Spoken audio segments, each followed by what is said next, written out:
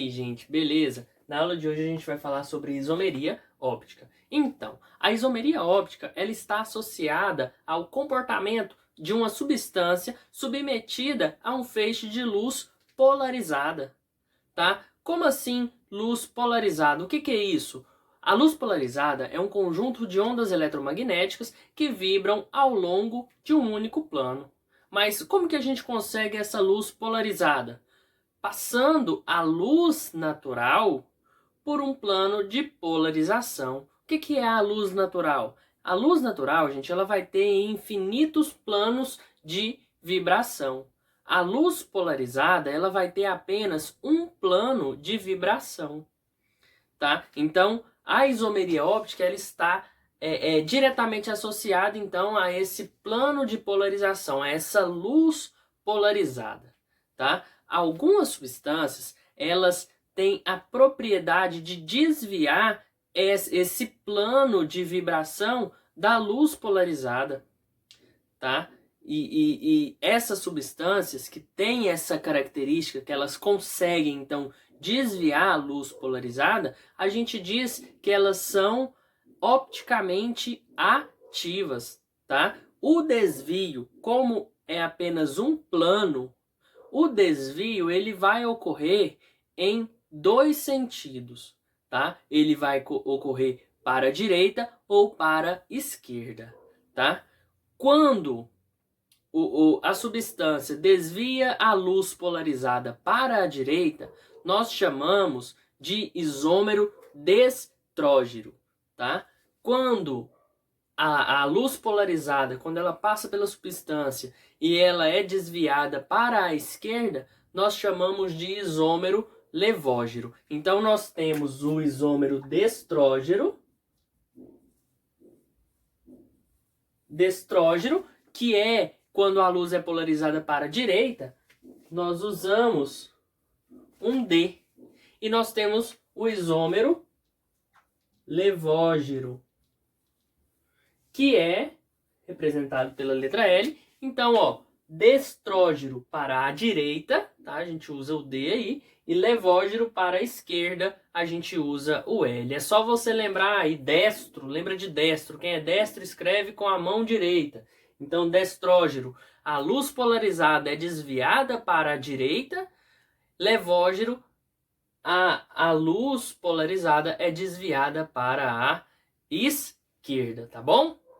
Esse desvio de luz a gente não consegue perceber a olho nu ou simplesmente analisando a estrutura, tá? Esse desvio ele é determinado por um aparelho.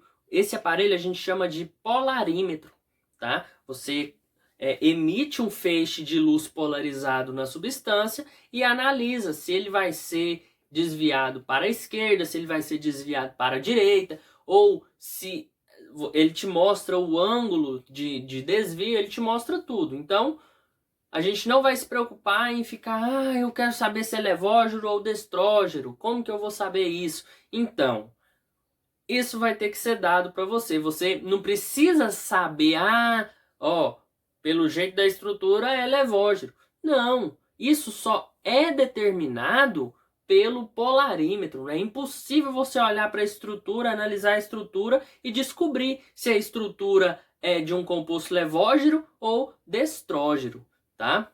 Existe uma condição para que ocorra a isomeria óptica, tá?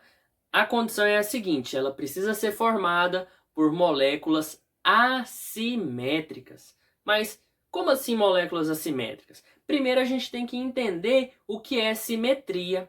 O que é simetria? O que é um corpo simétrico? Então, simetria diz o seguinte, que a figura ou a substância em si, ela pode ser dividida em duas partes, em duas metades iguais, tá? Agora, uma molécula assimétrica, a gente vai ter uma molécula que ela não pode ser dividida em duas partes iguais. Vamos imaginar, por exemplo, a nossa mão. A nossa mão, ó, a gente tem... Se a gente colocar a mão no espelho, o que você vai ver no reflexo dela? Você não vai ver a imagem real da sua mão. você vai ver uma imagem virtual e invertida da sua mão, tá? Por exemplo, se você coloca a sua mão direita, se você coloca aí a sua mão direita diante de um espelho, quando você olhar no espelho, você vai perceber que a sua mão direita está igual à mão esquerda, né? Por exemplo, as nossas mãos, se a gente coloca uma em cima da outra, elas não se sobrepõem, tá? Então, elas não são idênticas, tá? Elas são invertidas. Então, se eu pego a mão esquerda e coloco no espelho, eu vou estar mostrando ali a minha mão direita. Ela não pode ser cortada ao meio e ter duas metades iguais. Então, ela não é simétrica, tá? Então, para a gente ter a isomeria óptica, nós precisamos ter moléculas assimétricas, tá? Se a gente coloca diante de um espelho, elas não ficam iguais. Vamos analisar uma estrutura aqui, ó. Observa esse composto aqui. Se a gente pegar e colocar um espelho aqui, imagine que a gente coloca um espelho na frente dessa substância. O que vai acontecer? Vai mostrar a imagem invertida, não é? Olha só, o de cima continua em cima, o de baixo continua embaixo, ele só inverte, certo? Ó, só que de um lado tem hidrogênio, do outro lado também tem hidrogênio. Como é que vai ficar aqui, ó? Fica CH, em cima continua o Br, embaixo continua o cloro. Então a gente coloca essa estrutura diante de um espelho e ela nos mostra a mesma imagem, né? Então aqui nós temos uma substância, um composto simétrico. Ele não possui isomeria óptica, tá? Por quê? Porque ó, você coloca no espelho, vê a imagem invertida, só que a imagem invertida é igual. O que mudou? Ó, o hidrogênio que estava aqui, do lado direito, foi para o lado esquerdo. Só que é hidrogênio, é o mesmo composto, né? Então, nesse caso aqui, nós não temos isomeria óptica. Agora, vamos analisar esse outro exemplo aqui, ó. Se a gente, por exemplo, ó, se a gente tirar esse hidrogênio, aqui e colocar um flúor do lado esquerdo. Quando você coloca essa substância de frente ao espelho, o que vai acontecer? O que está no esquerdo vai para o direito, ele inverte a imagem. Então aqui nós temos uma molécula assimétrica. Ela é assimétrica, ela possui isomeria óptica, tá? Ela vai desviar a luz polarizada. Tá certo? Então, olha só. Para ocorrer isomeria óptica, a gente precisa ter no carbono os 4 ligantes diferentes. Tá bom? Não pode ter ligante repetido.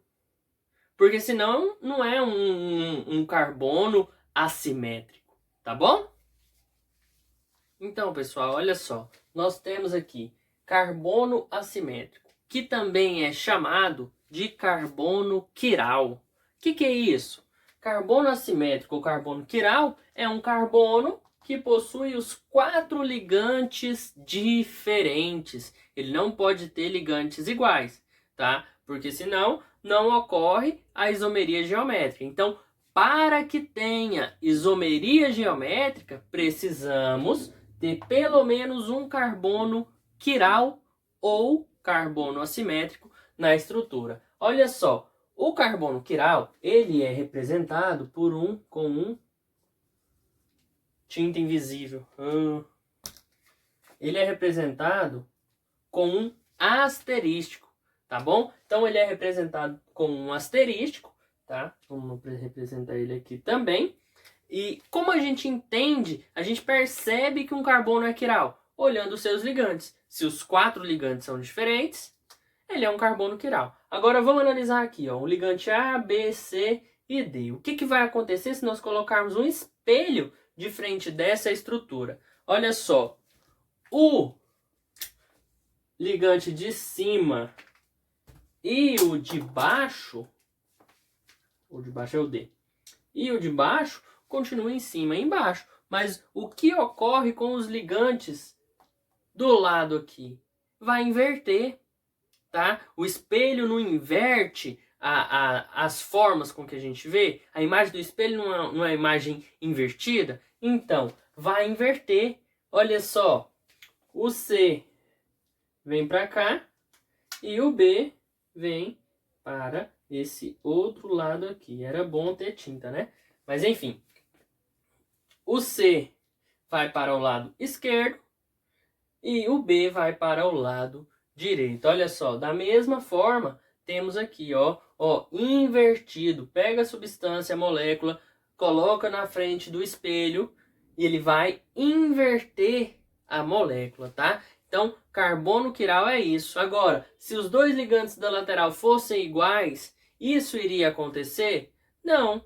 E aí a gente não teria a isomeria óptica. Então, para que tenha isomeria óptica, precisamos do carbono quiral. Exemplo aqui, o ácido lático. Pessoal, no ácido lático nós possuímos um carbono quiral. Olha só, vamos representar ele aqui com um asterisco. Ele é um carbono quiral. Ele tem os 4 ligantes diferentes. Ele se liga ao CH3, ao OH, ao hidrogênio e à carboxila, tá? Então, ele tem os 4 ligantes diferentes. Se ele tem os 4 ligantes diferentes, ele é o carbono assimétrico, ou chamado carbono quiral dessa molécula. O que acontece? Por essa molécula ter um carbono quiral, ela apresenta isomeria óptica, ou seja, tem o levógero e tem o destrógero, tá? Aqui nós temos a representação, tá? Aqui é o ácido lático. Imagina um espelho na frente dele. O que vai acontecer? Ele vai mostrar a substância invertida. Ele vai inverter os ligantes da molécula, né, desse composto. Então aqui nós temos o carbono quiral do composto invertido. O que acontece, pessoal? Esses isômeros ópticos, o levógero e o destrógero, eles têm propriedades físicas e propriedades químicas iguais. Tá? Eles têm mesmo ponto de fusão, mesmo ponto de ebulição, mesma densidade. Qual é a diferença dos dois, então? Além de polarizar a luz, desviar a luz polarizada, um para a direita e um para a esquerda. O que mais que esse rapaz aqui faz de diferença para que eles sejam isômeros? Eles têm diferenças fisiológicas, tá? Pasteur estudou uma mistura dos 2 isômeros do ácido lático. Ele descobriu que um dos isômeros apresentava mofo e o outro não apresentava. Então, isso provou que eles têm características fisiológicas diferentes, tá? Mas as características físicas e químicas dele são iguais. O que muda? Muda as características fisiológicas. Então, não esquece disso. Então aqui nós temos o que?